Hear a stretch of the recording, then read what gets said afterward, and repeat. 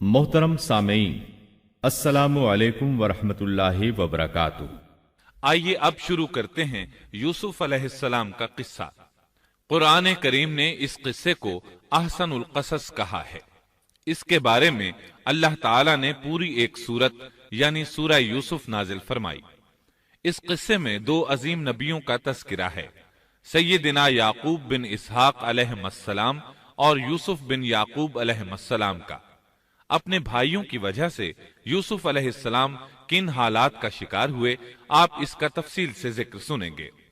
सूरह यूसुफ मक्की है और यूसुफ अलैहिस्सलाम का किस्सा अगरचे इब्तिलाओ आजमाइश की दास्तान है, लेकिन इसमें और भी बहुत से फवायद हैं। सुनने वाला इससे लुत्फानंदोज होता है, अपने अंदर रहम और उन्स के जज्बात महसूस करता है। इस किस्से में उन हालात की तरफ भी इशारा है जो अंबिया के साथ पेश आते हैं। आम अंबिया के हालात वाकयात से मालूम होता है कि पहले वो आसूदा हाल थे, लेकिन जब उन्होंने दावत दी तो उनकी कौम ने उन्हें झुटलाया। फिर आजमाइश का सिलसिला शुरू हुआ, फिर उनकी कौमों पर अजाब आया। इस किस्से में मामला इसके बिल्कुल बरअक्स है। इसमें शुरू में इब्तिला आजमाइश का दौर है, फिर आसानी और फरावानी की दास्तान है। ऐसा क्यों हुआ? उलमा के इस बारे में मुख्तलिफ अक़वाल हैं। अता रहमतुल्लाह अलैह फरमाते हैं, गमज़दा परेशान हाल अगर यूसुफ अलैहिस्सलाम के किस्से को सुनता है तो उसके दिल को सुकून मिलता है, वो मुतमईन हो जाता है, इसलिए कि इसमें तंगी के बाद आसानी है, मुश्किलात के बाद अल्लाह की नेमतों का नुज़ूल इससे जाहिर है। सूरह यूसुफ सूरह हूद के बाद नाजिल हुई। सूरह हूद में अंबियाए किराम के तस्करे के बाद कौम हूद और कौम सालेह की तबाही का जिक्र आता है। फिर उन अक़वाम का तस्करा है जो तबाह व बर्बाद हुई।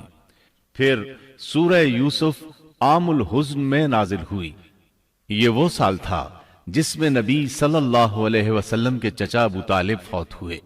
अबू तालिब हर तरह आपका साथ देते रहे थे, यहां तक कि रसूल अकरम सल्लल्लाहु अलैहि वसल्लम फरमाते हैं, कुरैश ने मुझसे सही मानों में दुश्मनी का आगाज अबू तालिब की वफात के बाद किया।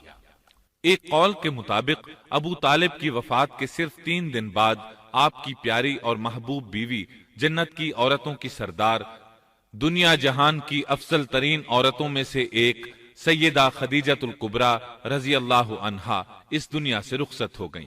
इन्ना लिल्लाहि व इन्ना इलैहि राजिऊन। यहां तक कि इब्ने अब्बास रजी अल्लाह अन्हुमा फरमाते हैं, रसूलुल्लाह सल्लल्लाहु अलैहि वसल्लम ने 4 खत खींचे, फिर सहाबा किराम को मुखातिब करके फरमाया, जानते हो ये खत मैंने क्यों खींचे हैं? उन्होंने कहा, हम नहीं जानते। तो आप सल्लल्लाहु अलैहि वसल्लम ने फरमाया, जन्नत की अफजल तरीन औरतें 4 हैं। एक मरियम बिनते इमरान, दूसरी खदीजा बिनते खुवैलद, तीसरी फातिमा बिनते मोहम्मद और चौथी फिरौन की बीवी आसिया बिनते मुजाहिम रज़ी अल्लाह अन्हुन्ना अजमाइन। सैयदा खदीजा रजी अल्लाह अन्हा और अबू तालिब की वफात का आप सल्लल्लाहु अलैहि वसल्लम को बहुत शदीद सदमा हुआ। तब आपकी तसल्ली के लिए अल्लाह ताला ने सूरह यूसुफ नाजिल फरमाई और आपको यकीन दिलाया कि तंगी के बाद फराखी होती है। और इस सूरत में सबक आमोज वाकयात और इबरतों का तस्करा यकजा कर दिया गया है, जबकि दूसरे अंबिया के किस्से कुरान और अहादीस में मुख्तलिफ मकामात पर हैं। ये किस्सा कुरान करीम में एक जगह क्यों जिक्र किया गया, इसमें क्या हिकमत थी और बाकी किस्से मुख्तलिफ मकामात पर क्यों बिखरे हुए हैं, इस बारे में अल्लामा कुर्तुबी रहमतुल्लाह अलैह फरमाते हैं, अल्लाह ताला ने अंबिया अलैहिमुस्सलाम के किस्से तकरार के साथ जिक्र किए हैं। एक ही बात को बलागत व बयान के उसूल के तहत मुख्तलिफ पैराए में जिक्र किया है। जैसा कि इब्राहीम अलैहिस्सलाम का किस्सा है, जब अल्लाह के बरगुजीदा फरिश्ते उनके पास आए तो उनके आने पर इब्राहीम अलैहिस्सलाम ने जो मेहमान नवाजी की उसको मुख्तलिफ अंदाज में बयान किया गया है। एक जगह फरमाया, वो बगैर किसी ताखीर के भुना हुआ बछड़ा ले आए। दूसरी आयत में फरमाया, पस इब्राहीम फरबा बछड़े का गोश्त ले आए। इन दोनों जुमलों को जमा करने से मालूम हुआ भुना हुआ मोटा ताजा बछड़ा पेश किया गया। مختلف جگہوں پر ان کا تذکرہ اس لیے کیا گیا کہ لوگ اس سے عبرت پکڑیں۔ علامہ قرطبی رحمت اللہ علیہ فرماتے ہیں، یوسف علیہ السلام کے قصے کو ایک جگہ اور باقی انبیاء کے قصوں کو علیحدہ بیان کرنے کی ایک حکمت یہ بھی ہے کہ مخالف پر حجت قائم ہو جائے کہ وہ نہ مکرر کلام لا سکتے ہیں اور نہ ہی قصہ یوسف علیہ السلام کی طرح اکٹھا کلام لا سکتے ہیں۔ مطلب یہ کہ بلاغت کی ہر قسم میں دشمن پر حجت قائم ہو سکے۔ اللہ تعالیٰ کلام کو مکرر اور غیر مکرر لا کر قرآن کا اعجاز بیان کرنا چاہتے ہیں کہ اللہ چاہیں تو ایک قصے کو ایک ہی جگہ بیان کر دیں، چاہیں تو مختلف جگہوں پر بیان کر دیں۔ کوئی یہ نہ کہہ سکے کہ دیکھو قرآن میں یہ قصہ علیحدہ علیحدہ بیان ہوا ہے، میں اس کو ایک جگہ بیان کر سکتا ہوں، یا اس کے برعکس یہ نہ کہہ سکے کہ قرآن میں تو یہ قصہ ایک ہی جگہ بیان ہوا ہے، میں اس کو الگ الگ کر کے بیان کر سکتا ہوں۔ اب ہم اس قصے کا آغاز کرتے ہیں اور اسی طرح کرتے ہیں جس طرح اس کا آغاز اللہ رب العزت نے کیا ہے۔ شروع اللہ کے نام سے جو بڑا مہربان نہایت رحم والا ہے۔ الف لام را، یہ روشن کتاب کی آیتیں ہیں۔ یقیناً ہم نے اس کتاب کو عربی قرآن بنا کر نازل فرمایا ہے تاکہ تم سمجھ سکو۔ ہم آپ کے سامنے بہترین بیان پیش کرتے ہیں اس قرآن سے جو ہم نے آپ کی جانب وحی کے ذریعے نازل کیا ہے، اور یقیناً آپ اس سے پہلے بے خبروں میں سے تھے۔ قصہ در اصل ایک خبر کے بعد دوسری خبر اور اطلاع در اطلاع کو کہتے ہیں، اس لیے ارشاد باری تعالی ہے، ہم آپ پر بہترین قصے بیان کرتے ہیں۔ اور یقیناً آپ اس سے پہلے بے خبروں میں سے تھے۔ غفلت سے مراد یہاں اللہ کے ذکر سے غفلت نہیں، بلکہ اس کا مطلب یہ ہے کہ نزول قرآن سے پہلے آپ ان قصص سے واقف نہیں تھے۔ اللہ تعالیٰ سورہ یوسف آیت 4 اور 5 میں فرماتے ہیں، جب یوسف نے اپنے باپ سے ذکر کیا کہ ابا جی، میں نے 11 ستاروں اور سورج چاند کو خواب میں دیکھا ہے کہ وہ سب مجھے سجدہ کر رہے ہیں، یعقوب نے کہا، پیارے بچے، اپنے اس خواب کا ذکر اپنے بھائیوں سے نہ کرنا، ایسا نہ ہو کہ وہ تیرے ساتھ کوئی فریب کاری کرے، شیطان تو انسان کا کھلا دشمن ہے۔ رؤیا سے مراد وہ خواب ہے جس کو انسان نیند کی حالت میں دیکھے، اور رؤیت سے مراد وہ حقیقت ہے جس کو انسان حالت بیداری میں اپنی آنکھوں سے دیکھے۔ تو یوسف علیہ السلام نے خواب میں دیکھا کہ 11 ستارے اور سورج اور چاند انہیں سجدہ کر رہے ہیں۔ یعقوب علیہ السلام خواب کی حقیقت کو جان گئے، اگرچہ آپ خوابوں کی تعبیر نہیں بتاتے تھے، لیکن انہیں علم ہو گیا کہ اس میں یوسف علیہ السلام کی تکریم ہے، اور انہیں یہ بھی علم تھا کہ یوسف علیہ السلام کے بھائی ان سے حسد کرتے ہیں۔ اسی لیے انہوں نے یوسف علیہ السلام سے کہا کہ اپنے بھائیوں کو یہ خواب نہ سنانا۔ یوسف علیہ السلام کے 11 بھائی تھے، بنیامین ان کے سگے بھائی تھے، باقی 6 ایک ماں سے اور 4 2 لونڈیوں سے تھے۔ حقیقی بھائی ان سے حسد نہیں کرتا تھا، وہ عمر میں ان سے چھوٹا تھا، باقی سب ان سے حسد کرتے تھے، اور اس حسد کی وجہ یہ تھی کہ یعقوب علیہ السلام ان سے والہانہ محبت کرتے تھے۔ اسی طرح بنیامین سے بھی انہیں بہت لگاؤ تھا، مطلب یہ کہ ان دونوں سے انہیں زیادہ محبت تھی، اور محبت میں کمی بیشی کوئی بری چیز نہیں۔ البتہ نبی کریم صلی اللہ علیہ وسلم نے فرمایا، ان میں عدل سے ضرور کام لیں۔ غرض یعقوب علیہ السلام کو ان دونوں سے زیادہ محبت تھی، ان کا دل ان کی طرف زیادہ مائل تھا، یہاں تک کہ لمحہ بھر بھی انہیں نظروں سے اوجھل نہیں کرتے تھے۔ یوسف علیہ السلام کے بھائی جب کھیل کے لیے نکلتے تو یعقوب علیہ السلام فرماتے، یوسف کو یہیں چھوڑ دو، گویا ہر وقت ان کا پہرا دیتے تھے۔ اللہ تعالیٰ سورہ یوسف آیت 6 میں فرماتے ہیں، اور اسی طرح تجھے تیرا پروردگار برگزیدہ کرے گا، اور تجھے معاملہ فہمی یعنی خوابوں کی تعبیر بھی سکھائے گا، اور اپنی نعمت تجھے بھرپور عطا فرمائے گا، اور یعقوب کے گھر والوں کو بھی، جیسے کہ اس نے اس سے پہلے تیرے دادا اور پردادا یعنی ابراہیم و اسحاق کو بھی بھرپور اپنی نعمت دی۔ یقیناً تیرا رب بہت بڑے علم والا اور زبردست حکمت والا ہے۔ یعنی آپ کو منتخب کر لیا اور تمام بھائیوں سے آپ کو چن لیا، اور یعقوب علیہ السلام کے سارے بیٹوں سے آپ کا انتخاب کیا، اور اس دور کے لوگوں میں سے آپ کو نبوت دینے کا ارادہ کیا۔ مزید یہ کہ وہ لوگوں کو خوابوں کی تعبیر بھی بتاتے تھے، اور آیت میں جس نعمت کا ذکر ہے اس سے مراد نبوت کی نعمت ہے، اور یہ قصہ اللہ تعالیٰ نے نصیحت کے لیے ذکر کیا ہے۔ اللہ تعالیٰ سورہ یوسف آیت 7 اور 8 میں فرماتے ہیں، یقیناً یوسف اور اس کے بھائیوں میں دریافت کرنے والوں کے لیے بڑی بڑی نشانیاں ہیں، جبکہ انہوں نے کہا کہ یوسف اور اس کا بھائی بنسبت ہمارے باپ کو بہت زیادہ پیارا ہے، حالانکہ ہم طاقتور جماعت ہیں، کوئی شک نہیں کہ ہمارے ابا سری غلطی میں ہیں۔ کہا جاتا ہے کہ یہودیوں نے نبی کریم صلی اللہ علیہ وسلم سے یوسف علیہ السلام کے قصے کے متعلق سوال کیا تو یہ مکمل سورت انہیں قصہ سنانے کے لیے نازل ہوئی، جبکہ بنی اسرائیل کو یہ مکمل قصہ معلوم نہ تھا، اور جو معلوم تھا وہ بھی تحریف شدہ تھا۔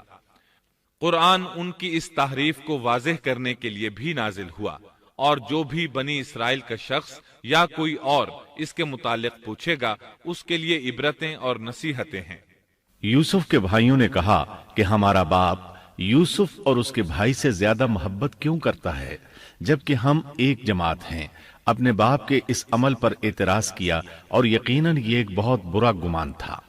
ضلال کا معنی گمراہی ہوتا ہے، لیکن کبھی خطا پر بھی بولا جاتا ہے، اور انہوں نے باہمی مشورہ کیا اور سوچ بچار کے بعد یوسف علیہ السلام کے قتل کی تجویز طے ہوئی۔ اللہ تعالیٰ آیت 9 میں فرماتے ہیں، یوسف کو تو مار ہی ڈالو یا اسے کسی نامعلوم جگہ پھینک دو کہ تمہارے والد کا رخ صرف تمہاری طرف ہی ہو جائے، اس کے بعد تم نیک ہو جانا۔ مطلب یہ کہ وہ آپس میں کہنے لگے یوسف کو قتل کر دو۔ اس پر بڑے بھائی یہودا نے مداخلت کی اور کہا قتل بہت سنگین جرم ہے، اس پر وہ بولے تب پھر اسے کہیں غائب کر دو تاکہ باپ کی توجہ تمہاری طرف ہو جائے اور یوسف والی رکاوٹ ختم ہو جائے۔ دیکھیے کیسی سوچ ہے، پہلے برائی کریں گے پھر توبہ کریں گے اور نیک بن جائیں گے۔ بھلا کیا ایسا آدمی جو برائی اس نیت سے کرتا ہے بعد میں توبہ کر لے گا، کیا اس کی توبہ قبول ہوگی؟ علماء فرماتے ہیں توبہ کا دروازہ کھلا ہے۔ اللہ تعالیٰ رات کے وقت صدا دیتا ہے کہ دن کو برائی کرنے والے توبہ کر لے، اور دن کو آواز دیتا ہے رات کو برائی کرنے والے توبہ کر لے۔ کوئی توبہ کا دروازہ بند نہیں کر سکتا، یہاں تک کہ انسان جتنی بار بھی گناہ کر کے توبہ کرے اللہ قبول کرتا ہے۔ اس لیے اللہ نے ان کی توبہ قبول کر لی۔ تاہم اس بات سے ڈرنا چاہیے کہ اگر گناہ کرنے کے بعد توبہ کا موقع ہی نہ ملے اور موت آ لے تو کیا ہوگا؟ یہ بات نہایت ہی خوفناک ہے کہ توبہ کا موقع ہی نہ ملے۔ اللہ تعالیٰ آیت نمبر 10 میں فرماتے ہیں، ان میں سے ایک نے کہا یوسف کو قتل تو نہ کرو بلکہ اسے کسی اندھے کنویں کی تہ میں ڈالاؤ کہ اسے کوئی آتا جاتا قافلہ اٹھا لے جائے، اگر تمہیں کرنا ہی ہے تو یوں کرو۔ یہودا نے انہیں قتل سے روکا اور کہا قواسم کے راستے میں اموقی نام کا کنواں ہے، اسے اس میں ڈال دو، کوئی گزرتا ہوا قافلہ اسے اٹھا لے جائے گا، اس سے نجات ہی پانا چاہتے ہو تو یہ کام کرو۔ سب نے اس بات سے اتفاق کیا۔ اب اپنے باپ کے پاس گئے، باپ سے انہوں نے جو کہا آیت 11 اور 12 میں آتا ہے، انہوں نے کہا ابا آخر آپ یوسف کے بارے میں ہم پر اعتبار کیوں نہیں کرتے؟ ہم تو اس کے خیر خواہ ہیں، کل آپ ضرور اسے ہمارے ساتھ بھیج دیجئے کہ خوب کھائے پیے اور کھیلے، اور اس کی حفاظت کے ہم ذمہ دار ہیں۔ یعقوب علیہ السلام نے ان کی بات کے جواب میں جو کچھ کہا آیت نمبر 13 اور 14 میں اس کا ذکر موجود ہے۔ یعقوب نے کہا اسے تمہارا لے جانا مجھے تو سخت صدمہ دے گا، اور مجھے یہ بھی کھٹکا لگا رہے گا کہ تمہاری غفلت میں اسے بھیڑیا کھا جائے۔ انہوں نے جواب دیا کہ ہم جیسی زوراور جماعت کی موجودگی میں بھی اگر اسے بھیڑیا کھا جائے تو ہم بالکل نکمے ہی ہوئے۔ وہاں بھیڑیے کثرت سے تھے، اس لیے یعقوب علیہ السلام ڈرتے تھے۔ بیٹوں کے بار بار اصرار پر یعقوب علیہ السلام یوسف علیہ السلام کو ان کے ساتھ بھیجنے پر رضامند ہو گئے۔ اللہ تعالیٰ آیت 15 میں فرماتے ہیں، پھر جب اسے لے چلے اور سب نے مل کر ٹھان لیا کہ اسے غیر آباد گہرے کنویں کی تہ میں پھینک دیں، ہم نے یوسف کی طرف وحی کی کہ یقیناً وقت آ رہا ہے کہ تو انہیں اس ماجرے کی خبر اس حال میں دے گا کہ وہ جانتے ہی نہ ہوں گے۔ بعض روایات کے مطابق انہوں نے راستے میں یوسف علیہ السلام کو مارا پیٹا، برا بھلا کہا، اور ایسا کرنا ان کے لیے معمولی بات تھی، کیونکہ وہ تو قتل کے درپے تھے۔ آخر کار کنویں کے پاس پہنچے اور مشورے کے مطابق انہیں کنویں میں ڈال دیا۔ یوسف علیہ السلام کنویں میں ایک پتھر پر گرے، یعنی پانی میں نہ گرے۔ آپ اس پتھر پر بیٹھ گئے۔ اللہ تعالیٰ کی طرف سے انہیں تسلی دی گئی کہ آپ پریشان نہ ہوں، بہت جلد آپ کنویں سے نکلیں گے اور انہیں ان کے اس گھناؤنے فعل کے بارے میں بتلائیں گے، اور انہیں اس بات کا گمان بھی نہیں ہوگا کہ ایسا وقت بھی آئے گا۔ یوسف علیہ السلام کو کنویں میں ڈالنے کے بعد انہوں نے گھر جانے کی تیاری کی۔ آیت نمبر 16 میں آتا ہے، اور عشاء کے وقت وہ سب اپنے باپ کے پاس روتے ہوئے پہنچے۔ امام عامش قاضی شرح رحمت اللہ علیہ کی مجلس میں بیٹھے تھے۔ ایک عورت آئی، اس کا ایک آدمی سے جھگڑا تھا، وہ بہت شدت سے رو رہی تھی۔ عامش بولے، آپ دیکھتے نہیں یہ کس بری طرح رو رہی ہے؟ ان کا مطلب یہ تھا کہ یہ سچی ہے۔ قاضی شرح فرمانے لگے، یوسف علیہ السلام کے بھائی رات کو روتے ہوئے اپنے باپ کے پاس آئے تھے، پس فیصلہ رونے پر نہیں انصاف پر ہونا چاہیے۔ اب یوسف علیہ السلام کے بھائیوں نے باپ کو تفصیل سنائی۔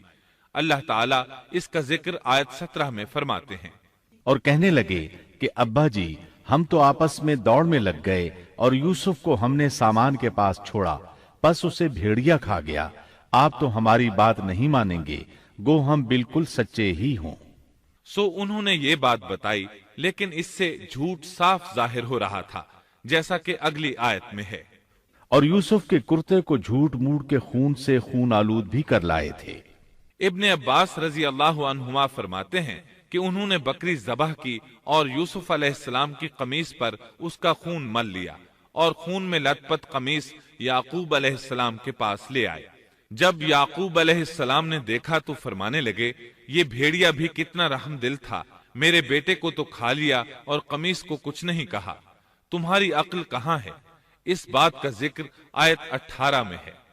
باپ نے کہا، یوں نہیں، بلکہ تم نے اپنے ہی دل سے ایک بات بنا لی ہے، پس صبر ہی بہتر ہے، اور تمہاری بنائی ہوئی باتوں پر اللہ ہی سے مدد کی طلب ہے۔ ادھر دوسری طرف کیا ہوا؟ آیت 19 میں اللہ فرماتے ہیں، اور ایک قافلہ آیا اور انہوں نے اپنے ایک پانی لانے والے کو بھیجا، اس نے اپنا ڈول لٹکا دیا اور کہنے لگا، واہ واہ، خوشی کی بات ہے، یہ تو ایک لڑکا ہے۔ انہوں نے اسے مال تجارت قرار دے کر چھپا دیا، اور اللہ اس سے باخبر تھا جو وہ کر رہے تھے۔ تفصیل اس کی یہ ہے کہ ایک قافلہ اس کنویں کے پاس سے گزرا جس میں یوسف علیہ السلام موجود تھے۔ انہوں نے پانی کی تلاش میں ایک خادم کو بھیجا، وہ کنویں تک پہنچا، اس نے کنویں میں ڈول لٹکایا، یوسف علیہ السلام اس ڈول میں بیٹھ گئے۔ خادم نے ڈول نکالا تو اس میں ایک خوبصورت بچے کو دیکھا، مارے خوشی کے وہ پکار اٹھا، یہاں ایک لڑکا ہے۔ اس زمانے میں غلاموں اور لونڈیوں کی تجارت ہوتی تھی، انہیں خوف محسوس ہوا کہ کہیں یہ لڑکا ان سے چھن نہ جائے۔ اس خوف کے پیش نظر انہوں نے یوسف علیہ السلام کو چھپا لیا۔ انہوں نے یہ بھی سوچا کہ شاید یہ بھاگا ہوا غلام ہے، اگر اس کا مالک آ گیا تو وہ اسے لے جائے گا۔ یہ قافلہ مدائن سے مصر جا رہا تھا۔ جب یہ مصر پہنچے تو انہوں نے یوسف علیہ السلام کو معمولی قیمت میں فروخت کر دیا۔ معمولی قیمت میں فروخت کرنے کی جلدی بھی انہوں نے اسی خیال کے تحت کی کہ کہیں اس کا مالک نہ آ جائے۔ ابن عباس رضی اللہ عنہما فرماتے ہیں کہ انہوں نے یوسف علیہ السلام کو صرف 20 درہم میں بیچ دیا، اور یہ نہایت معمولی قیمت تھی۔ آیت نمبر 21 میں ہے، مصر والوں میں سے جس نے اسے خریدا تھا، اس نے اپنی بیوی سے کہا کہ اسے بہت عزت و احترام کے ساتھ رکھو، بہت ممکن ہے کہ یہ ہمیں فائدہ پہنچائے یا اسے ہم اپنا بیٹا ہی بنا لیں۔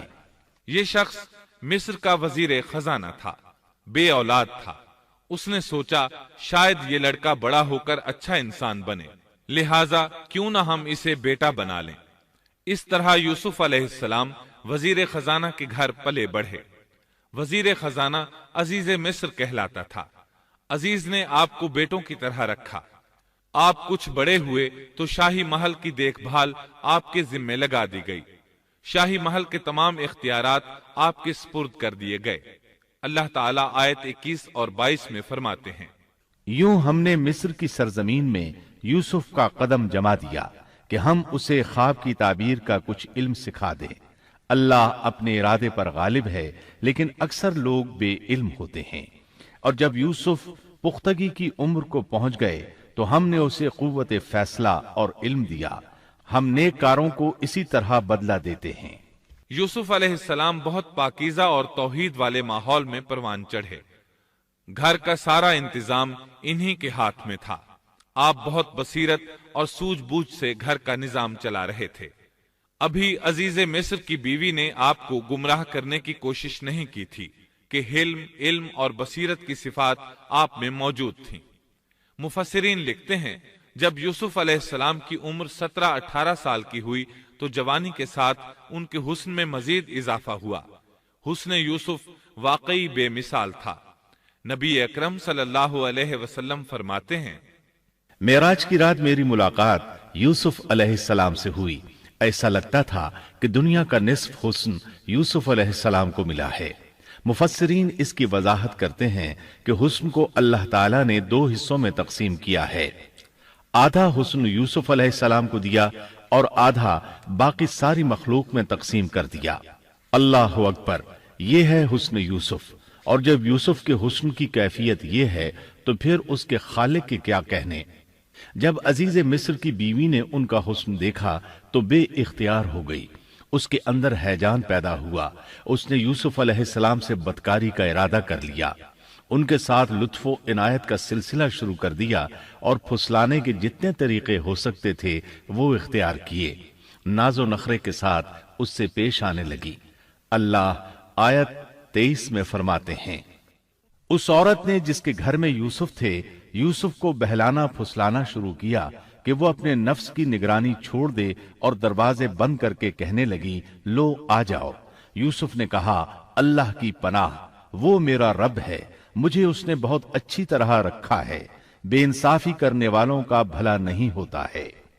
مطلب یہ کہ آخر نوبت یہاں تک پہنچ گئی کہ ایک دن اس نے سارے دروازے بند کر لیے اور کہنے لگی، آئیے یوسف، میں نے یہ زیب و زینت آپ کے لیے کی ہے۔ یوسف علیہ السلام فرمانے لگے، اللہ کی پناہ، یہ ناممکن ہے، میں ایسا نہیں کر سکتا۔ کیا میں اپنے مالک کی گھر والی سے بدکاری کروں جس نے مجھے اپنے بیٹوں کی طرح ناز و نعمت میں رکھا؟ یہ بہت بڑا ظلم ہے اور ظالم لوگ فلاح نہیں پا سکتے۔ آپ نے فوراً انکار کر دیا، اس لیے کہ آپ صاحب علم تھے، صاحب حلم تھے، بادشاہ کے مقام اور مرتبے کو جاننے کے ساتھ برائی کے نقصانات سے بھی باخبر تھے، خود صاحب فضل تھے اور اہل فضل کے مقام و مرتبے سے بھی واقف تھے۔ قرآن کریم کی آیات آپ کی طہارت اور پاکیزگی بیان کر رہی ہیں۔ آیت 24 میں ہے، اس عورت نے یوسف کا قصد کیا اور یوسف اس کا قصد کرتے اگر وہ اپنے پروردگار کی دلیل نہ دیکھتے۔ یوسف علیہ السلام نے اس کا ارادہ نہیں کیا، یہاں تک کہ اللہ تعالیٰ کی مہربانی سے ان کے دل میں اس گناہ کا خیال تک نہیں آیا۔ اللہ تعالیٰ نے آخر آپ کو علم بھی دیا تھا اور حلم بھی۔ آپ بادشاہ کے مرتبے سے واقف تھے، نیک تھے، جانتے تھے زانی کبھی فلاح نہیں پا سکتا، بلکہ آپ نے تو فوراً کہہ دیا، اللہ کی پناہ، میں ایسا ہرگز نہیں کر سکتا۔ اتنی بڑی آزمائش میں ان کے دل میں خیال آنا ممکن تھا، لیکن یوسف علیہ السلام کے دل میں تو اتنا سا خیال بھی نہیں آیا۔ اس کی وجہ یہ تھی کہ آپ نے اپنے رب کی دلیل دیکھی تھی۔ وہ دلیل کیا تھی، اس بارے میں مفسرین کے مختلف اقوال ہیں۔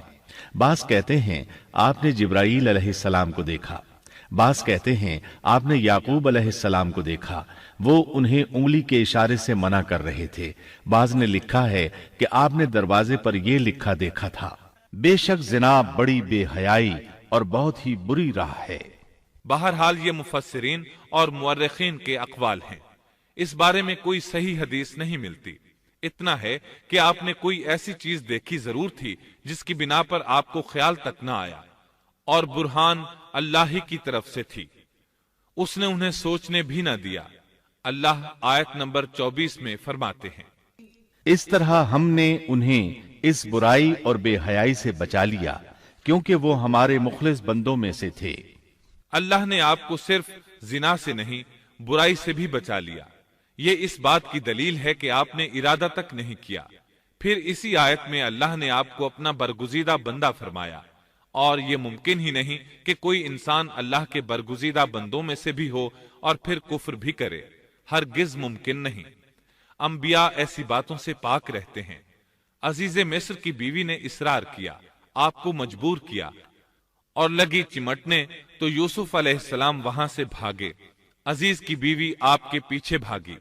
اللہ تعالیٰ نے آیت 25 میں اس واقعے کو یوں بیان فرمایا ہے، اور دونوں دروازے کی طرف دوڑے، اور اس عورت نے یوسف کا کرتا پیچھے کی طرف سے کھینچ کر پھاڑ ڈالا، اور دروازے کے پاس ہی عورت کا شوہر دونوں کو مل گیا، تو کہنے لگی، جو شخص تیری بیوی کے ساتھ برا ارادہ کرے بس اس کی سزا یہی ہے کہ اسے قید کر دیا جائے یا اور کوئی دردناک سزا دی جائے۔ سیدنا یوسف علیہ السلام خود کو بچانے کے لیے دروازے کی طرف دوڑ پڑے تھے، یہ پیچھے دوڑی، دروازہ بند تھا۔ ابھی آپ دروازہ کھولنے کی کوشش کر رہے تھے کہ اس نے پیچھے سے آپ کی قمیص پکڑ لی، جھٹکا جو لگا تو قمیص پیچھے سے پھٹ گئی۔ اسی دوران دروازہ کھل گیا اور عزیز مصر اندر داخل ہوا۔ اس نے یہ منظر اپنی آنکھوں سے دیکھا کہ اس کی بیوی زیب و زینت کے ساتھ بند سنور کر یوسف علیہ السلام کے بالکل پیچھے کھڑی ہے۔ اسی وقت اس نے خود کو الزام سے بچانے کے لیے کہہ دیا، جو تیری بیوی کے ساتھ برائی کا ارادہ رکھتا ہے اس کا کیا بدلہ ہے؟ پھر خود ہی کہنے لگی، اسے قید خانے میں بند کر دینا چاہیے۔ ایسا اس نے اس لیے کہا کہیں وہ یوسف علیہ السلام کو قتل نہ کر دے۔ ادھر یوسف علیہ السلام نے بھی فوراً اپنا دفاع کیا اور کہا، میں مجرم نہیں، بلکہ یہ ساری کارستانی اس کی اپنی ہے۔ آیت 26 اور 27 میں ہے۔ یوسف نے کہا، یہ عورت ہی مجھے پھسلا رہی تھی، اور عورت کے قبیلے ہی کے ایک شخص نے گواہی دی کہ اگر اس کا کرتا آگے سے پھٹا ہوا ہو تو عورت سچی ہے اور یوسف جھوٹ بولنے والوں میں سے ہے، اور اگر اس کا کرتا پیچھے کی جانب سے پھٹا ہوا ہو تو عورت جھوٹی ہے اور یوسف سچوں میں سے ہے۔ یہ گواہ کون تھا؟ اس بارے میں دو قسم کی روایات ہیں۔ پہلی روایت یہ ہے کہ وہ دودھ پیتا بچہ تھا، اس نے کہا کہ اس عورت نے بہکایا ہے اور یہ اللہ کا معجزہ تھا۔ دوسری روایت یہ ہے کہ عزیز مصر کے ساتھ اس کا چچا زاد تھا، اس نے کہا، قمیص دیکھو کہاں سے پھٹی ہے، پیچھے سے پھٹی ہے تو یوسف سچے، اور آگے سے پھٹی ہے تو پھر وہ سچی ہے، یوسف جھوٹے ہیں۔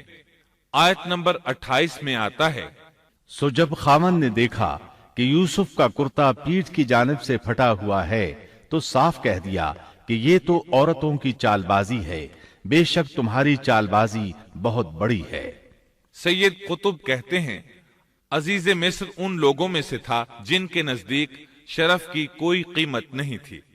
اگر اس میں غیرت ہوتی تو اس کا خون کھولتا، وہ عورت پر برہم ہوتا، لیکن اس نے غصے کے بغیر کہا۔ آیت 29 میں ہے، یوسف اب اس بات کو جانے دو، اور اے عورت تو اپنے گناہ سے توبہ کر، بے شک تو گناہ گاروں میں سے ہے۔ اس کے علاوہ اس نے کوئی اور بات نہ کی، یہاں تک کہ یوسف علیہ السلام کو گھر ہی میں رہنے دیا، جدا بھی نہ کیا۔ لیکن پھر یہ خبر شہر میں آگ کی طرح پھیل گئی، عورتیں طرح طرح کی باتیں کرنے لگیں، لوگ عزیز مصر کی بیوی کو تانے دینے لگے۔ آیت 30 میں ہے، اور شہر کی عورتوں میں چرچا ہونے لگا کہ عزیز مصر کی بیوی اپنے جوان غلام کو اپنا مطلب نکالنے کے لیے بہلانے پھسلانے میں لگی رہتی ہے، اس کے دل میں یوسف کی محبت بیٹھ گئی ہے، ہمارے خیال میں تو وہ سری گمراہی میں ہے۔ یہ چرچا ہونے لگا کہ عزیز مصر کی بیوی ایک غلام کے ساتھ برائی پر تل گئی، اگر کسی آزاد کے ساتھ ایسا کرتی تو معاملہ اور تھا، غلام سے محبت کر بیٹھی، یہ تو اس نے بے وقوفی کی انتہا کر دی، اس طرح اسے خوب برا بھلا کہا گیا۔ یہ خبر عزیز مصر کی بیوی تک بھی پہنچ گئی۔ آیت 31 میں ہے، اس نے جب ان عورتوں کی پرفریب مکارانہ باتیں سنی تو انہیں بلوا بھیجا اور ان کے لیے ایک مجلس مرتب کی، اور ان میں سے ہر ایک کو چھری دی اور کہا، اے یوسف ان کے سامنے چلے آؤ۔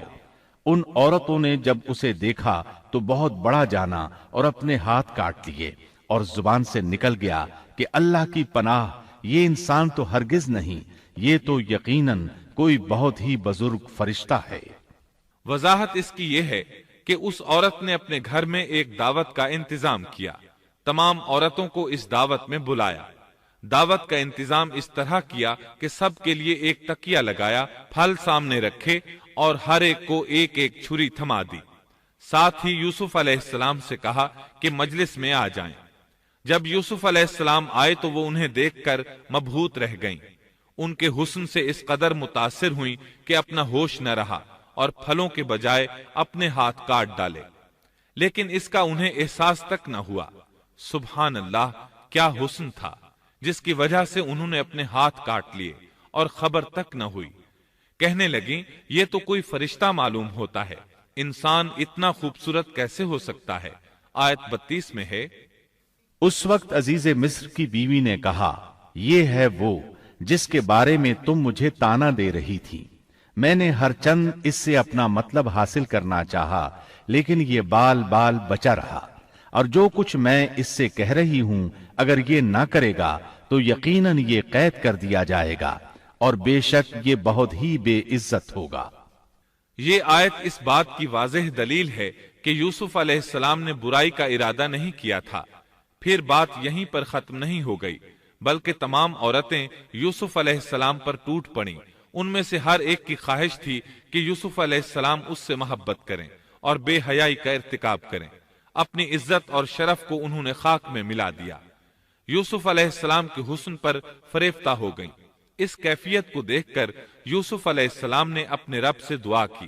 آیت 33 اور 34 میں آتا ہے، یوسف نے دعا کی کہ اے میرے پروردگار، جس بات کی طرف یہ عورتیں مجھے بلا رہی ہیں اس سے تو مجھے جیل خانہ بہت پسند ہے۔ اگر تو نے ان کا مکر و فریب مجھ سے دور نہ کیا تو میں تو ان کی طرف مائل ہو جاؤں گا اور بالکل نادانوں میں جا ملوں گا۔ اس سے ظاہر ہوا سب عورتیں یوسف علیہ السلام کو اپنی طرف متوجہ کر رہی تھیں۔ انہوں نے ہر طریقہ اختیار کیا، لیکن یوسف علیہ السلام نے کسی ایک کی طرف توجہ نہ دی۔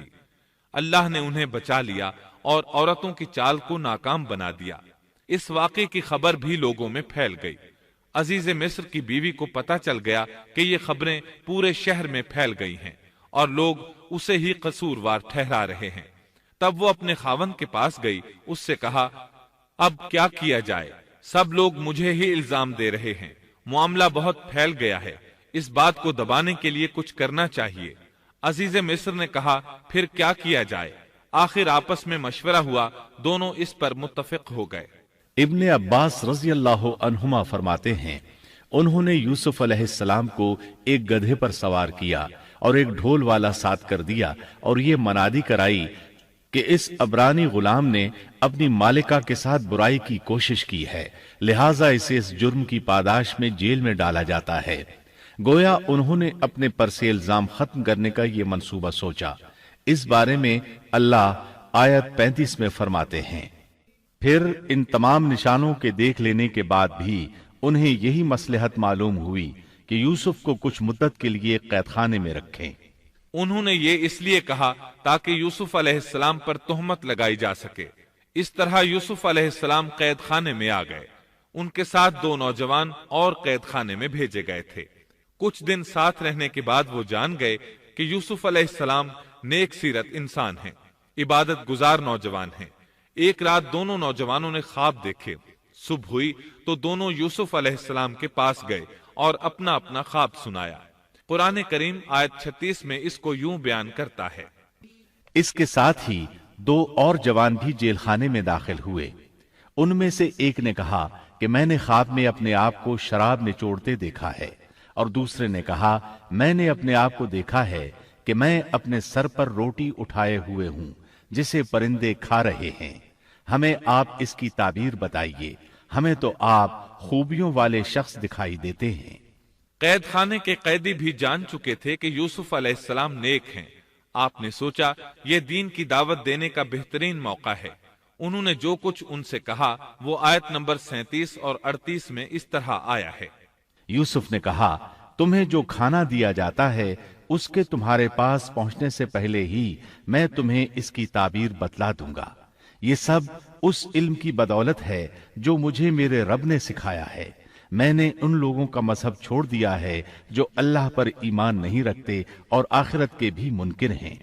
میں اپنے باپ دادوں کے دین کا پابند ہوں، یعنی ابراہیم، اسحاق اور یعقوب کے دین کا۔ ہمیں ہرگز یہ سزاوار نہیں کہ ہم اللہ کے ساتھ کسی کو بھی شریک کریں۔ ہم پر اور تمام اور لوگوں پر اللہ کا یہ خاص فضل ہے، لیکن اکثر لوگ ناشکری کرتے ہیں۔ آپ نے سب سے پہلے اپنا تعارف کرایا، ابراہیم اور یعقوب علیہ السلام کے بارے میں بتایا، اور اس زمانے کے لوگ ابراہیم علیہ السلام کو مانتے تھے۔ ابراہیم علیہ السلام معروف تھے، جانے پہچانے تھے۔ نبی کریم صلی اللہ علیہ وسلم سے پوچھا گیا کہ کریم یعنی عزت دار کون ہے؟ آپ نے فرمایا عزت دار کے بیٹے، عزت دار کے پوتے اور عزت دار کے پڑ پوتے، یعنی یوسف بن یعقوب بن اسحاق بن ابراہیم علیہ السلام۔ مطلب یہ کہ 4 پشتوں تک نبوت کی فضیلت یوسف علیہ السلام کے سوا کسی کے حصے میں نہیں آئی۔ یہ عزت اور بزرگی کی انتہا ہے۔ آپ نے اپنے دین کا تعارف کرانے کے بعد ان سے جو کچھ کہا وہ آیت 39 اور 40 میں آتا ہے۔ اے میرے قید کے ساتھیوں، کیا بھلا کئی جدا جدا پروردگار بہتر ہیں یا ایک اللہ زبردست طاقتور؟ اس کے سوا تم جن کی پوجا باٹ کر رہے ہو وہ سب نام ہی نام ہیں جو تم نے اور تمہارے باپ دادوں نے خود ہی گھڑ لیے ہیں۔ اللہ نے ان کی کوئی دلیل نازل نہیں فرمائی۔ فرما روائی صرف اللہ ہی کی ہے۔ اس کا فرمان ہے کہ تم سب سوائے اس کے کسی اور کی عبادت نہ کرو۔ یہی دین درست ہے، لیکن اکثر لوگ نہیں جانتے۔ پھر یوسف علیہ السلام نے انہیں خواب کی تعبیر بتائی۔ اس کا ذکر سورہ یوسف آیت 41 میں ہے۔ اے میرے قید خانے کے رفیقو، تم دونوں میں سے ایک تو اپنے بادشاہ کو شراب پلانے پر مقرر ہو جائے گا، لیکن دوسرا سولی دیا جائے گا اور پرندے اس کا سر نوچ نوچ کھائیں گے۔ تم دونوں جس کے بارے میں تحقیق کر رہے تھے اس کام کا فیصلہ کر دیا گیا۔ تعبیر سن کر وہ قیدی کہنے لگے، ہم نے اس طرح خواب نہیں دیکھا۔ جس کے قتل کی تعبیر بتائی گئی تھی وہ تو خاص طور پر کہنے لگا، میں نے یہ خواب نہیں دیکھا۔ اس پر یوسف علیہ السلام نے فرمایا، یہ اللہ کا فیصلہ ہے، تبدیل نہیں ہو سکتا۔ پھر آپ نے دوسرے قیدی سے فرمایا، اور جس کی نسبت یوسف کا گمان تھا کہ ان دونوں میں سے یہ چھوٹ جائے گا، اس سے کہا کہ اپنے بادشاہ سے میرا ذکر بھی کر دینا۔ پھر اسے شیطان نے اپنے بادشاہ سے ذکر کرنا بھلا دیا اور یوسف نے کئی سال قید خانے ہی میں کاٹے۔ پھر اسی طرح ہوا، ایک کو پھانسی پر چڑھا دیا گیا، دوسرا بادشاہ کو شراب پلانے پر مقرر ہوا، لیکن وہ یوسف علیہ السلام کا ذکر کرنا بھول گیا۔ اللہ تعالیٰ آیت 42 میں فرماتے ہیں، شیطان نے اسے بھلا دیا۔ اس آیت کی تفسیر بعض مفسرین نے یہ کی ہے کہ شیطان نے یوسف علیہ السلام کو اپنے رب یعنی اللہ تعالیٰ کی یاد سے غافل کر دیا، اور انہوں نے ایک بندے سے چاہا کہ وہ اپنے رب یعنی شاہ مصر سے ان کا تذکرہ کر کے ان کی رہائی کی کوشش کرے۔ اس لیے اللہ تعالیٰ نے ان کو یہ سزا دی کہ وہ کئی سال تک جیل میں پڑے رہے۔ یہ تفسیر بالکل غلط ہے۔ درست یہ ہے کہ فَأَنْسَاهُ کی ضمیر اس شخص کی طرف لوٹتی ہے جس کے متعلق یوسف علیہ السلام کا گمان تھا کہ وہ رہائی پانے والا ہے، اور اس آیت کے معنی یہ ہیں کہ شیطان نے اس شخص کو اپنے آقا سے یوسف علیہ السلام کا ذکر کرنا بھلا دیا، جیسا کہ علامہ ابن کثیر اور دیگر مفسرین نے اسی طرح کہا ہے۔ انس رضی اللہ عنہ سے مروی یہ روایت کہ اللہ تعالیٰ نے یوسف علیہ السلام کی طرف وحی کی کہ اے یوسف، تجھے تیرے بھائیوں سے کس نے نجات دی؟ فرمایا، اے اللہ، آپ نے۔ اللہ نے پھر پوچھا، یوسف، تجھے کنویں سے کس نے نکالا؟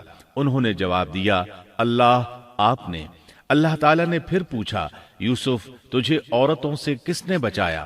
کہا، اللہ، آپ نے۔ اب اللہ نے فرمایا، پھر اب اللہ کے سوا کسی اور سے نجات کیوں طلب کرتے ہو؟ یہ روایت عقل اور نقل دونوں کے خلاف ہے، کیونکہ تکالیف و مصائب سے خلاصی کے لیے دنیاوی اسباب اختیار کرنا جائز ہے، جیسا کہ سورۃ المائدہ میں اللہ تعالیٰ فرماتے ہیں کہ نیکی اور تقوی کے کاموں میں ایک دوسرے کا تعاون کرو، اور یوسف علیہ السلام کا رہائی پانے والے شخص سے اپنی رہائی کے متعلق بادشاہ سے بات کرنے کو کہنا اس آیت کے عین مطابق ہے، اور ایسا کرنا توکل علی اللہ کے خلاف نہیں۔ لہذا مذکورہ بیان کردہ روایت جس طرح سند کے اعتبار سے کمزور ہے، اسی طرح مفہوم کے اعتبار سے بھی قرآن کے خلاف ہے۔ یوسف علیہ السلام قید خانے میں پڑے ہیں، کسی کو ان کی خبر تک نہیں۔ یہ ان کی ایک اور آزمائش تھی، کسی کو خبر ہو تو نکالے۔ آخر کچھ مدت بعد بادشاہ نے خواب دیکھا۔ بادشاہ نے کہا، میں نے خواب میں دیکھا ہے کہ 7 موٹی تازی فربا گائیں ہیں جن کو 7 دبلی پتلی لاغر گائیں کھا رہی ہیں، اور 7 بالیاں ہیں ہری ہری اور دوسری 7 بالکل خشک۔ اس خواب نے بادشاہ کو پریشان کر دیا۔ اس نے کہا، اے درباریو، میرے اس خواب کی تعبیر بتلاؤ اگر تم خواب کی تعبیر دے سکتے ہو۔ انہوں نے جواب دیا، یہ تو اڑتے اڑاتے پریشان خواب ہیں، اور ایسے شوریدہ پریشان خوابوں کی تعبیر جاننے والے ہم نہیں۔ جب وہ خواب کی تعبیر نہ بتا سکے تب اس ساقی کو یوسف علیہ السلام یاد آئے۔ وہ چونک اٹھا۔ ان 2 قیدیوں میں سے جو رہا ہوا تھا اسے مدت کے بعد یاد آ گیا اور کہنے لگا، میں تمہیں اس کی تعبیر بتلا دوں گا، مجھے جانے کی اجازت دیجیے۔ قید خانہ شہر سے باہر تھا، انہوں نے اسے ادھر روانہ کر دیا۔ وہ جیل پہنچا، یوسف علیہ السلام سے ملا اور بولا، اے یوسف، اے بہت بڑے سچے، آپ ہمیں اس خواب کی تعبیر بتلائیے کہ 7 موٹی تازی گائیں ہیں جنہیں 7 دبلی پتلی گائیں کھا رہی ہیں، اور 7 بالکل سبز خوشے ہیں، اور 7 ہی دوسرے بالکل خشک ہیں، تاکہ میں واپس جا کر ان لوگوں سے کہوں تاکہ وہ سب جان لیں۔ تب یوسف علیہ السلام نے خواب کی تعبیر بتائی۔ یوسف نے جواب دیا کہ تم 7 سال تک پے در پے لگاتار حسب عادت غلہ بویا کرنا، اور فصل کاٹ کر اسے بالیوں سمیت ہی رہنے دینا، سوائے اپنے کھانے کی تھوڑی سی مقدار کے۔ اس کے بعد 7 سال نہایت سخت قحط کے آئیں گے، وہ اس غلے کو کھا جائیں گے جو تم نے ان کے لیے ذخیرہ رکھ چھوڑا تھا، سوائے اس تھوڑے سے غلے کے جو تم محفوظ کر کے رکھو گے۔ آپ نے صرف خواب کی تعبیر نہیں بتائی بلکہ علاج بھی بتایا۔ اس کے بعد ایک اور بات بھی بتائی۔ اس کے بعد جو سال آئے گا اس میں لوگوں پر خوب بارش برسائی جائے گی، اور وہ اس میں شیرہ انگور بھی خوب نچوڑیں گے۔ ساقی بہت تیزی سے واپس گیا، بادشاہ کو پوری تفصیل بتائی۔ تب بادشاہ نے کہا، یوسف کو میرے پاس لاؤ۔ بادشاہ کا قاصد واپس آیا اور آپ سے کہا، بادشاہ آپ کو بلا رہا ہے۔ یوسف علیہ السلام نے کہا، میں قید خانے سے نہیں نکلوں گا۔ نبی کریم صلی اللہ علیہ وسلم فرماتے ہیں، اللہ یوسف علیہ السلام پر رحم فرمائے، انہوں نے کس حد تک صبر کیا۔ ان کی جگہ میں ہوتا اور مجھے قید خانے سے نکلنے کے لیے کہا جاتا تو میں فوراً باہر نکل جاتا۔ 7 سال تک قید میں رہنے کے بعد اگر کوئی قیدی سے باہر نکلنے کے لیے کہے اور وہ باہر نکلنے سے انکار کر دے تو یہ بات عجیب ہی لگ سکتی تھی، لیکن یوسف علیہ السلام ہر طرح سے بری ہو کر نکلنا چاہتے تھے۔ چنانچہ آپ نے کہا، یوسف نے کہا، اپنے بادشاہ کے پاس واپس جا اور اس سے پوچھ کہ ان عورتوں کا حقیقی واقعہ کیا ہے جنہوں نے اپنے ہاتھ کاٹ لیے تھے۔ ان کے ہیلے کو صحیح طور پر جاننے والا میرا پروردگار ہی ہے۔ قاصد واپس آیا، اس نے بادشاہ کو یوسف کا جواب سنایا۔ اب بادشاہ نے ان عورتوں کو جمع کیا اور کہا، بادشاہ نے پوچھا، اے عورتوں، اس وقت کا صحیح واقعہ کیا ہے جب تم داؤ فریب کر کے یوسف کو اس کی دلی منشا سے بہکانا چاہتی تھی؟ انہوں نے صاف جواب دیا کہ معاذ اللہ، ہم نے یوسف میں کوئی برائی نہیں پائی۔ پھر تو عزیز مصر کی بیوی بھی بول اٹھی کہ اب تو حق سچ واضح ہو گیا ہے، میں نے ہی اسے ورغلایا تھا اس کے جی سے، اور یقیناً وہ سچوں میں سے ہے۔ یوسف نے کہا، یہ اس واسطے کہ عزیز مصر جان لے کہ میں نے اس کی پیٹھ پیچھے اس کی خیانت نہیں کی، اور یہ بھی کہ اللہ دغابازوں کے ہتھ کنڈے چلنے نہیں دیتا۔ میں اپنے نفس کی پاکیزگی بیان نہیں کرتا، بے شک نفس تو برائی پر ابھارنے والا ہی ہے، مگر یہ کہ میرا پروردگار ہی اپنا رحم کرے، یقیناً میرا پالنے والا، بڑی بخشش کرنے والا اور بہت مہربانی فرمانے والا ہے۔ بعض مفسرین کے نزدیک یہ یوسف علیہ السلام کا قول ہے، اور یہ انہوں نے اس وقت کہا جب جیل میں ان کو یہ ساری تفصیل بتلائی گئی، یا بعض کے بقول بادشاہ کے پاس جا کر انہوں نے یہ کہا۔ بعض مفسرین کے نزدیک یہ بھی عزیز مصر کی بیوی ہی کا قول ہے، اور مطلب یہ ہے کہ یوسف کی غیر موجودگی میں بھی اسے غلط طور پر تہمت لگا کر خیانت کا ارتکاب نہیں کرتی۔ بلکہ امانت کے تقاضوں کو سامنے رکھتے ہوئے اپنی غلطی کا اعتراف کرتی ہوں، یا یہ مطلب ہے کہ میں نے یوسف کو پھسلانے کی کوشش ضرور کی، لیکن واقعہ یہ ہے کہ اپنے خاوند کی خیانت نہیں کی اور کسی بڑے گناہ میں واقع نہیں ہوئی۔ حافظ ابن کثیر نے اسی قول کو ترجیح دی ہے اور اسے سیاق و معانی کے اعتبار سے زیادہ مناسب اور موزوں قرار دیا ہے۔ آیت 54 میں اللہ تعالی فرماتے ہیں، بادشاہ نے کہا اسے میرے پاس لاؤ کہ میں اسے اپنے خاص کاموں کے لیے مقرر کر لوں۔ پھر جب اس سے بات چیت کی تو کہنے لگا کہ آپ ہمارے ہاں آج سے ذی عزت اور امانت دار ہیں۔ تب یوسف علیہ السلام بولے، یوسف نے کہا آپ مجھے ملک کے خزانوں پر مقرر کر دیجئے، میں حفاظت کرنے والا اور باخبر ہوں۔ اسی طرح ہم نے یوسف کو ملک کا قبضہ دے دیا کہ وہ جہاں کہیں چاہے رہے سہے، ہم جسے چاہیں اپنی رحمت پہنچا دیتے ہیں، ہم نیکوکاروں کا ثواب ضائع نہیں کرتے، یقیناً ایمانداروں اور پرہیزگاروں کو اخروی اجر بہت ہی بہتر ہے۔ بادشاہ نے یوسف علیہ السلام کو ملک کا مکمل اختیار دے دیا، اور ایک روایت میں ہے اس نے کہا، یوسف میرا اختیار اب صرف کرسی تک محدود ہے۔ اس طرح تمام معاملات یوسف علیہ السلام کے اختیار میں آ گئے اور خیر و برکت کے سال شروع ہو گئے۔ یوسف علیہ السلام نے ان سالوں سے خوب فائدہ اٹھایا، ہر طرف بھلائی ہی بھلائی ہو گئی، غلے کی فراوانی ہو گئی، جس طرح یوسف علیہ السلام چاہتے تھے اسی طرح خرچ کیا جاتا تھا۔ پھر اس طرح 7 سال ختم ہو گئے اور قحط کے سال شروع ہو گئے۔ اس قحط نے نہ صرف مصر کو بلکہ فلسطین وغیرہ کے علاقوں کو بھی اپنی لپیٹ میں لے لیا۔ اب چونکہ مصر بہت زیادہ خوشحال تھا، یوسف علیہ السلام نے 7 سال تک غلے کو بچا بچا کر رکھا تھا، اس لیے لوگ مصر آنا شروع ہو گئے۔ فلسطین میں بھی غلہ ختم ہو گیا۔ یعقوب علیہ السلام اور ان کے بیٹوں تک بھی قحط کے اثرات پہنچ گئے، بلکہ ان کے علاقے میں قحط شدید ہو گیا۔ تلاش کے باوجود غلہ نہیں ملتا تھا، ملتا بھی تھا تو بہت مہنگا۔ فلسطین میں خبر پہنچی کہ مصر کا بادشاہ پرانی قیمت پر غلہ دے رہا ہے۔ یہ خبر اس لیے پہنچی کہ یوسف علیہ السلام پرانی قیمت پر غلہ فروخت کر رہے تھے، چنانچہ فلسطین سے غلہ خریدنے کے لیے قافلے مصر آنے لگے۔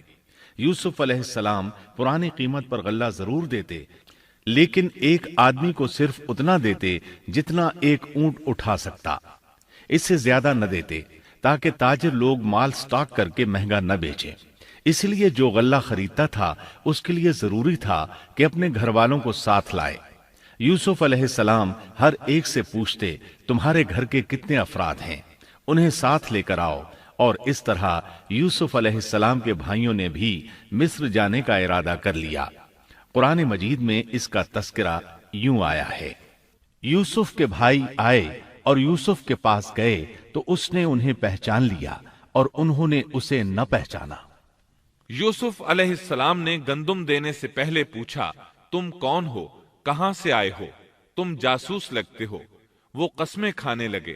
آپ نے پوچھا، تمہارا باپ کون ہے، تم کتنے بھائی ہو، کیا تمہارا کوئی اور بھائی بھی ہے، تمہارا کوئی بھائی فوت تو نہیں ہو گیا؟ اس طرح آپ نے ان سے مکمل تفصیل پوچھی، انہوں نے اپنے بارے میں بتا دیا۔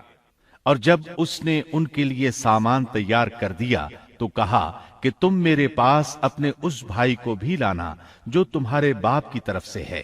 کیا تم نے نہیں دیکھا کہ میں پورا ناپ کر دیتا ہوں، اور میں ہوں بھی بہترین مہمانی کرنے والوں میں۔ آپ نے ان سے یہ بھی کہا، پس اگر تم اسے میرے پاس لے کر نہ آئے تو میری طرف سے تمہیں کوئی ناپ بھی نہ ملے گا، بلکہ تم میرے قریب بھی نہ پھٹکنا۔ انہوں نے کہا، اچھا، ہم اس کے والد سے تذکرہ کریں گے اور پوری کوشش کریں گے۔ پھر یوسف علیہ السلام نے اپنے غلاموں سے کہا اور اپنے خدمتگاروں سے کہا کہ ان کی پونجی انہی کی بوریوں میں رکھ دو، کہ جب لوٹ کر اپنے اہل و عیال میں جائیں اور پونجیوں کو پہچان لیں تو بہت ممکن ہے کہ یہ پھر لوٹ آئیں۔ دراصل یوسف علیہ السلام چاہتے تھے کسی طرح وہ دوبارہ آئیں۔ انہیں یہ خدشہ محسوس ہوا کہ ممکن ہے دوبارہ آنے کے لیے ان کے پاس رقم نہ ہو اور یہ غلہ خریدنے نہ آئیں، اس لیے ان کی قیمت ان کے سامان میں رکھ دی تاکہ وہ دوبارہ آئیں۔ جب یہ گھر پہنچے تو سامان کھولنے سے پہلے باپ سے کہا، ہم سے تو غلے کا پیمانہ روک لیا گیا، اب آپ ہمارے ساتھ ہمارے بھائی کو بھیجیے کہ ہم پیمانہ بھر کر لائیں، ہم اس کی نگہبانی کے ذمہ دار ہیں۔ یعنی انہوں نے کہا کہ آئندہ ہمیں غلہ اسی صورت میں ملے گا جب ہم اپنے چھوٹے بھائی بنیامین کو ساتھ لے جائیں گے۔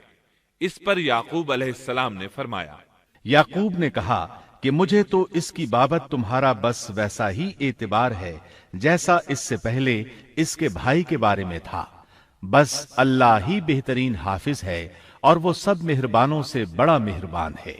مطلب یہ کہ یعقوب علیہ السلام نے ان کی بات ماننے سے انکار کر دیا۔ اس کے بعد جب انہوں نے اپنا سامان کھولا تو کیا دیکھا؟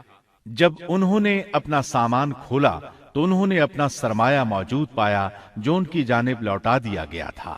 کہنے لگے، اے ہمارے باپ، ہمیں اور کیا چاہیے؟ دیکھیے تو یہ ہمارا سرمایہ بھی ہمیں واپس لوٹا دیا گیا ہے۔ ہم اپنے خاندان کو غلہ لا دیں گے اور اپنے بھائی کی نگرانی رکھیں گے اور ایک اونٹ کا پیمانہ زیادہ لائیں گے، یہ ناپ تو بہت آسان ہے۔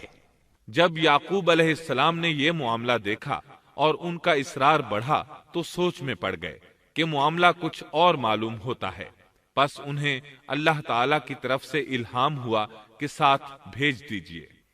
یعقوب نے کہا، میں تو اسے ہرگز تمہارے ساتھ نہ بھیجوں گا جب تک کہ تم اللہ کو بیچ میں رکھ کر مجھے قول و قرار نہ دو کہ تم اسے میرے پاس پہنچاؤ گے، سوائے اس ایک صورت کے کہ تم سب گرفتار کر لیے جاؤ۔ جب انہوں نے پکا قول و قرار دیا تو انہوں نے کہا، ہم جو کچھ کہتے ہیں اللہ اس پر نگہبان ہے۔ انہوں نے مزید نصیحت کی، اور یعقوب نے کہا، اے میرے بچوں، تم سب ایک دروازے سے نہ جانا بلکہ کئی جدا جدا دروازوں میں سے داخل ہونا، میں اللہ کی طرف سے آنے والی کسی چیز کو تم سے ٹال نہیں سکتا، حکم صرف اللہ ہی کا چلتا ہے، میرا کامل بھروسہ اسی پر ہے اور ہر ایک بھروسہ کرنے والے کو اسی پر بھروسہ کرنا چاہیے۔ مطلب یہ تھا کہ تم 11 نوجوان ہو، تمہیں دیکھ کر کوئی حسد نہ کر بیٹھے، تمہیں نظر نہ لگ جائے، اور نظر کا لگ جانا برحق ہے، اور یہ بسا اوقات انسان کو قبر میں پہنچا دیتی ہے۔ اب یہ روانہ ہوئے۔ جب وہ انہی راستوں سے جن کا حکم ان کے والد نے انہیں دیا تھا گئے، کچھ نہ تھا کہ اللہ نے جو بات مقرر کر دی ہے وہ اس سے انہیں ذرا بھی بچا لے، مگر یعقوب کے دل میں ایک خیال پیدا ہوا جسے اس نے پورا کر لیا۔ بلا شبہ وہ ہمارے سکھلائے ہوئے علم کا عالم تھا، لیکن اکثر لوگ نہیں جانتے۔ مطلب یہ کہ انسان کی کوشش کے باوجود تقدیر اپنا کام دکھا جاتی ہے۔ عطا رحمت اللہ علیہ فرماتے ہیں کہ یعقوب علیہ السلام کے بارے میں یہ جو فرمایا کہ اس کے پاس ہمارا دیا ہوا علم تھا، اس کا مطلب یہ ہے کہ یعقوب علیہ السلام جو بھی بات کرتے تھے اس میں اللہ کا ذکر ہوتا اور غور و فکر کے بعد بات کرتے، پہلے اللہ کا نام لیتے، اور یہی ان کا علم تھا۔ یوسف علیہ السلام کے بھائی گئے اور دربار میں حاضر ہوئے۔ آپ نے معمول کے مطابق ان کی رہائش کا انتظام کیا، ہر دو کو ایک کمرہ دیا، اس طرح بنیامین اکیلے بچ گئے۔ یوسف علیہ السلام نے فرمایا، چلو اسے ادھر میرے پاس چھوڑ جاؤ۔ جب وہ چلے گئے تو یوسف علیہ السلام نے انہیں گلے سے لگا لیا۔ یہ سب جب یوسف کے پاس پہنچ گئے تو اس نے اپنے بھائی کو اپنے پاس جگہ دی اور کہا کہ میں تیرا بھائی یوسف ہوں، بس یہ جو کچھ کرتے رہے اس کا کچھ رنج نہ کر۔ مطلب یہ کہ وہ بنیامین کو بھی ستاتے رہے۔ اس کے بعد یوسف علیہ السلام نے کیا کیا، اس کا ذکر سورہ یوسف آیت 70 تا 77 میں سنیے۔ پھر جب انہیں ان کا سامان اسباب ٹھیک ٹھاک کر کے دیا تو اپنے بھائی کے سامان میں پانی پینے کا پیالہ رکھ دیا۔ پھر ایک آواز دینے والے نے پکار کر کہا کہ اے قافلے والو، تم لوگ تو چور ہو۔ انہوں نے ان کی طرف منہ پھیر کر کہا کہ تمہاری کیا چیز کھوئی گئی ہے؟ جواب دیا کہ شاہی پیالہ گم ہے، جو اسے لے آئے اسے ایک اونٹ کے بوجھ کا غلہ ملے گا، اس وعدے کا میں ضامن ہوں۔ انہوں نے کہا، اللہ کی قسم، تم کو خوب علم ہے کہ ہم ملک میں فساد پھیلانے کے لیے نہیں آئے اور نہ ہم چور ہیں۔ انہوں نے کہا، اچھا چور کی کیا سزا ہے اگر تم جھوٹے ہو؟ جواب دیا کہ اس کی سزا یہی ہے کہ جس کے اسباب میں سے پایا جائے وہی اس کا بدلہ ہے۔ ہم تو ایسے ظالموں کو یہی سزا دیا کرتے ہیں۔ بس یوسف نے ان کے سامان کی تلاشی شروع کی، اپنے بھائی کے سامان کی تلاشی سے پہلے، پھر اس پیمانے کو اپنے بھائی کے سامان سے نکالا۔ ہم نے یوسف کے لیے اسی طرح یہ تدبیر کی۔ اس بادشاہ کے قانون کی روح سے یہ اپنے بھائی کو نہیں روک سکتا تھا مگر یہ کہ اللہ کو منظور ہو۔ ہم جس کے چاہیں درجے بلند کر دیں، ہر ذی علم پر فوقیت رکھنے والا دوسرا ذی علم موجود ہے۔ انہوں نے کہا کہ اگر اس نے چوری کی تو کوئی تعجب کی بات نہیں، اس کا بھائی بھی پہلے چوری کر چکا ہے۔ یوسف نے اس بات کو اپنے دل میں رکھ لیا اور ان کے سامنے بالکل ظاہر نہ کیا، کہا کہ تم بڑے بدقماش ہو اور جو تم بیان کرتے ہو اسے اللہ ہی خوب جانتا ہے۔ اب وہ بادشاہ یعنی یوسف علیہ السلام کی منت سماجت کرنے لگے۔ انہوں نے کہا کہ اے عزیز مصر، اس کے والد بڑی عمر کے بالکل بوڑھے شخص ہیں، آپ اس کے بدلے ہم میں سے کسی کو لے لیجئے، ہم دیکھتے ہیں کہ آپ بڑے نیک نفس ہیں۔ یوسف نے کہا کہ ہم نے جس کے پاس اپنی چیز پائی ہے اس کے سوا دوسرے کی گرفتاری کرنے سے اللہ کی پناہ چاہتے ہیں، ایسا کرنے سے تو ہم یقیناً ناانصافی کرنے والے ہو جائیں گے۔ جب وہ اس سے مایوس ہو گئے تو تنہائی میں بیٹھ کر مشورہ کرنے لگے۔ ان میں جو سب سے بڑا تھا اس نے کہا، تمہیں معلوم نہیں کہ تمہارے والد نے تم سے اللہ کی قسم لے کر پختہ قول قرار لیا ہے، اور اس سے پہلے یوسف کے بارے میں تم کوتاہی کر چکے ہو۔ پس میں تو اس سرزمین سے نہ ٹلوں گا جب تک کہ والد صاحب خود مجھے اجازت نہ دیں، یا اللہ میرے اس معاملے کا فیصلہ کر دے، وہی بہترین فیصلہ کرنے والا ہے۔ تم سب والد صاحب کی خدمت میں واپس جاؤ اور کہو کہ ابا جی، آپ کے صاحبزادے نے چوری کی اور ہم نے وہی گواہی دی تھی جو ہم جانتے تھے، ہم کچھ غیب کی حفاظت کرنے والے نہ تھے۔ آپ اس شہر کے لوگوں سے دریافت فرما لیں جہاں ہم تھے، اور اس قافلے سے بھی پوچھ لیں جس کے ساتھ ہم آئے ہیں، اور یقیناً ہم بالکل سچے ہیں۔ یعقوب نے کہا، یہ تو نہیں بلکہ تم نے اپنی طرف سے بات بنا لی، پس اب صبر ہی بہتر ہے، قریب ہے کہ اللہ ان سب کو میرے پاس ہی پہنچا دے، وہی علم و حکمت والا ہے۔ پھر یعقوب علیہ السلام رونے لگے اور کہنے لگے، پھر ان سے منہ پھیر لیا اور کہا، ہائے یوسف۔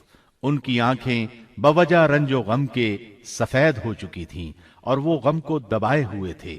بیٹوں نے کہا، واللہ آپ ہمیشہ یوسف کی یاد ہی میں لگے رہیں گے، یہاں تک کہ گھل جائیں یا ختم ہی ہو جائیں۔ اس پر یعقوب علیہ السلام نے کہا، انہوں نے کہا کہ میں تو اپنی پریشانیوں اور رنج کی فریاد اللہ ہی سے کر رہا ہوں، مجھے اللہ کی طرف سے وہ باتیں معلوم ہیں جو تم نہیں جانتے۔ میرے پیارے بچوں، تم جاؤ اور یوسف کی اور اس کے بھائی کی پوری طرح تلاش کرو، اور اللہ کی رحمت سے نا امید نہ ہو، یقیناً رب کی رحمت سے نا امید وہی ہوتے ہیں جو کافر ہوتے ہیں۔